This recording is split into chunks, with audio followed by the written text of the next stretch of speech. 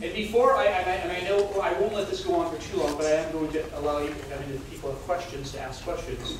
But there's one more thing I think I need to say as the bishop of this diocese. I have endeavored to ask the leadership of our diocese to begin to think about the witness of the church in the various places that we find ourselves.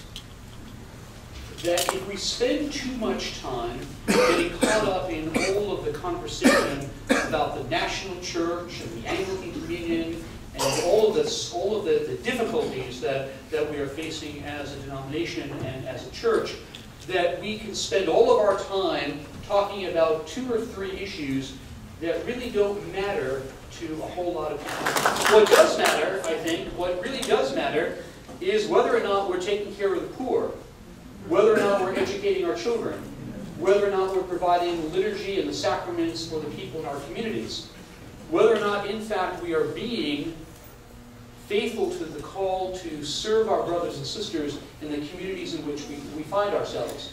But what we tend to do is ignore some of that hard work in order to throw our energies into fighting with one another about issues that really don't need to matter. And so I'm going to ask you, particularly because there's so many of you in this room, to pray through that. And if you can, and if you are willing, to be a faithful and active participant in keeping our focus as a people in this diocese on what comes first. Preaching the gospel, administering the sacraments, teaching our children, taking care of the poor and those who are needy, providing housing, and then those kinds of things that are a part of our life and ministry. And in a sense, step beyond all of the hot-button issues, because you know, as well as I do, that 5 or 10 years from now, we're going to look back and we're going to say, we wasted our time and our energy and our resources on things that didn't matter, and we lost an opportunity to grow the church. I'm asking you to try to remain faithful to that. And that doesn't mean you have to change your mind about any of those hot-button issues. And it doesn't mean that you should engage the clergy in your parish in conversation about those hot-button issues. But they shouldn't become stumbling blocks for us working together. And to that end, I think we need to remember who we are. We are members of the Episcopal Church in the United States of America. We are members of the Anglican Communion throughout the world.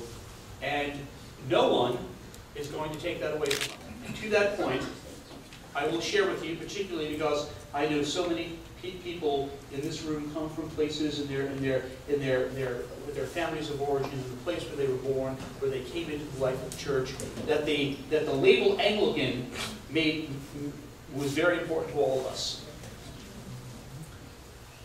Don't be dissuaded by someone who puts the word Anglican on their church sign, but in fact is not one of us. And I say that to you because we need to pay close attention to that admonition about a house divided. We need to be a house united. We need to be the people of God in the church here. And we need to be faithful to that expression of our faith that really is our Anglican tradition. I am going to be reminding the clergy next week, as we move forward in mission and ministry, that the United States was the first ever province of the Anglican Communion outside of England. That's our history. That's our heritage. And we need to be careful that we don't allow ourselves to be dissuaded into thinking that somehow we can find that Anglican Communion somewhere else. Now, I say that to you as bishop of this diocese because I'm aware of the fact that some of the breakaway groups are popping up all around us. I can share with you without any hesitation that no parish in our diocese has left the church.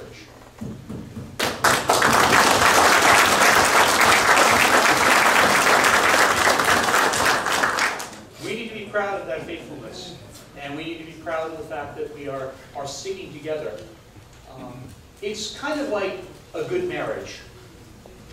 You can argue with each other about things, you can have differences of opinion, you can work through all of those things and recognize that when push comes to shove, you still need to be faithful to that partner. We need to be faithful to each other. And we need to challenge one another, but we need to be faithful to each other and support the life and ministry and work of this diocese and this church.